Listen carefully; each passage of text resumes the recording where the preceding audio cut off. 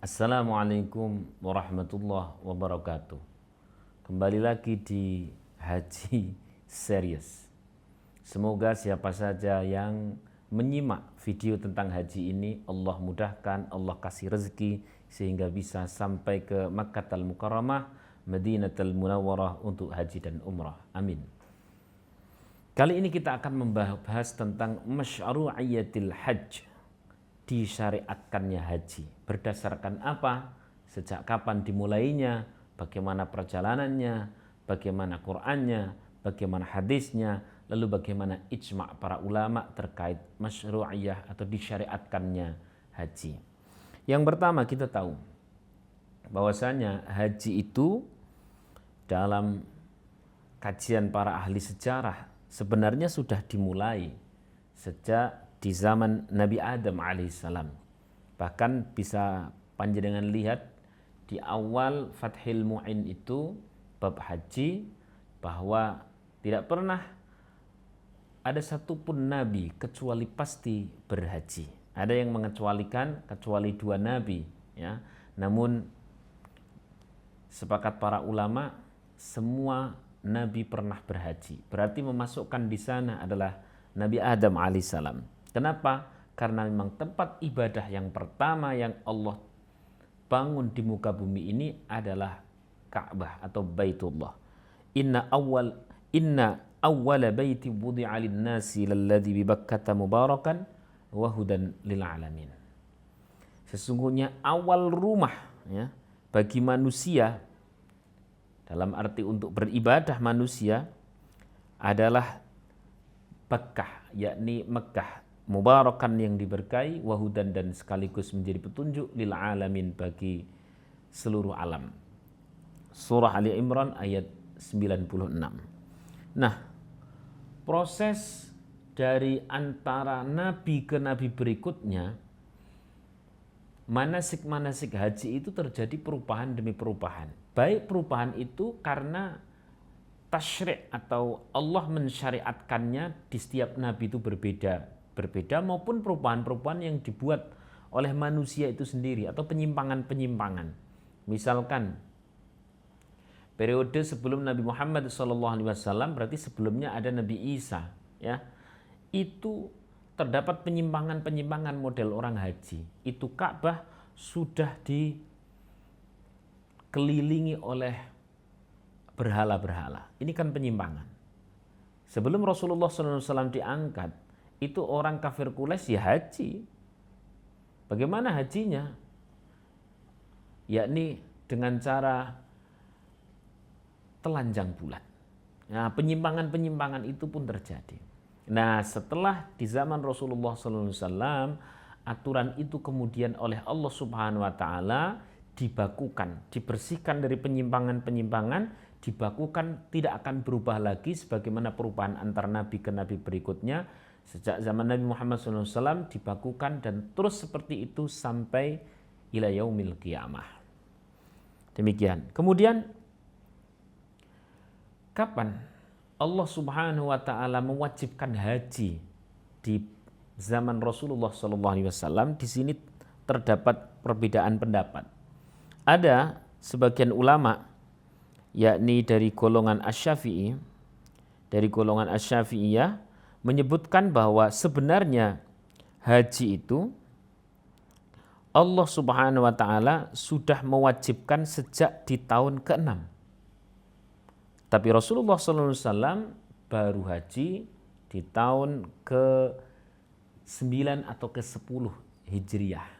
Berarti al-wujub bukan alal faur, tapi wajibnya adalah wajib boleh ditunda. Ya, boleh ditunda. Atau dalam istilah al-wujub ala tarahi. Ini menurut madhab Imam Syafi'i. Yakni pada saat turunnya ayat walillahi 'alan nasi hijjul baiti man istata'a ilaihi sabila wa man kafara fa innallaha ghaniyyun 'anil 'alamin. Walillahi 'alan nasi. Kata-kata walillahi 'alan nasi, dan bagi Allah atas manusia, hijjul baiti. wajib haji bagi manusia itu man istata'a ilaihi sabila, bagi orang yang diberikan kemampuan jalan menujunya. Kata-kata walillahi itu adalah sighatu ilzam wa ijab. Satu sighat yang kalau dalam kajian-kajian kaidah usuliyah atau kaidah usul fikih atau dalam ulumul Quran juga ada, itu satu sighat yang mengindikasikan kewajiban. Apalagi belakangnya dikasih kata-kata wa man kafara fa innallaha ghaniyyun 'anil 'alamin. Siapa orang yang tidak mau, siapa orang yang tidak mau haji, siapa orang yang tidak percaya, siapa orang yang ingkar, maka fa innallaha ghaniyyun 'anil 'alamin. Allah itu maha kaya ya, dari seluruh alam. Kalau bahasa kasaran ini ngomong, Gusti Allah ora butuh. Gusti Allah ora butuh, meh do percaya ora do percaya, haji telah diwajibkan. Ini juga sekaligus menjawab terkait orang yang sering berkata bahwa saya tidak dapat panggilan. Al-wujub, kewajiban atau sighatul ilzam wa ijab tadi itu, bahwa Allah Subhanahu wa taala telah mewajibkan melalui ayat ini, surah Ali Imran 97 ini adalah bentuk dari panggilan Allah. Kita sebagai orang muslim, ketika Allah mewajibkan berarti kita telah dipanggil. Oleh karena itu sambutlah dengan bismillahirrahmanirrahim, sambutlah dengan doa, sambutlah dengan ikhtiar-ikhtiar yang selaras, sambutlah dengan pemantasan diri melalui mencari ilmu dan sebagainya. Ketika hati kita sudah sami'na wa ta'na, maka Allah tidak kehabisan jalan untuk memudahkan. Banyak sekali rezeki yang bisa Allah gelondorkan untuk orang yang di dalam hatinya, ya Allah, saya terima panggilan Engkau untuk berhaji. Maka entah tahun berapa, ketika hati kita mantap, maka Allah Subhanahu wa taala pasti memberikan apresiasi tersendiri bagi orang yang ngestokake dawuh gitu, atau sami'na wa ata'na. Wa man kafara fa innallaha ghaniyyun 'anil 'alamin. Siapa orang yang kaken ngeles? Siapa orang yang tapi kan saya kalau haji itu harus jual-jual ini itu dan sebagainya, padahal asetnya telah berlebih banget. Wis kakean lah, sampai bahkan asetnya nganggur-nganggur. Maka tentu itu namanya orang ngeles. Atau orang yang dari awal memang sudah tidak ada kesengajaan kepingin berangkat haji, maka fa innallaha ghaniyyun 'anil 'alamin. Gusti Allah ora butuh. Alias bisa dibilang bahwa sakarepmu. Kurang lebih seperti itulah. Itu dari Al-Quran. Kemudian ada pula yang menyebutkan bahwa ayat ini turun bukan di tahun ke-6 Hijriah, tapi turun di tahun ke-9, ke-10 Hijriah. Sehingga Rasulullah SAW tidak menunda langsung. Bagi ulama yang mengatakan bahwa Rasulullah menunda, tentu menundanya itu karena ada alasan yang syar'i, tidak sekedar menunda. Siapa ulama-ulama yang memahami bahwa ayat ini adalah turun pada tahun ke-9, ke-10 Hijriah dan Rasulullah langsung melakukan, adalah seperti dalam madhab Imam Hanafi dan sebagainya. Baik, kita akan menuju pada hadis. Hadis Rasulullah SAW yang menjadi dalil wajibnya haji, diantaranya adalah kita pernah mendengar bunyal Islam ala khamsin. Islam itu dibangun di atas 5 rukun. Nah, ila angkol sampai yang pada terakhir adalah haji bagi orang yang diberikan kemampuan atau istita'ah. Ada lagi bahasa ayyuhan nas qad faradallahu alaikum al-hajja fahajju. Ya. Sesungguhnya Allah Subhanahu wa taala telah memfardukan kepada kalian semuanya untuk haji.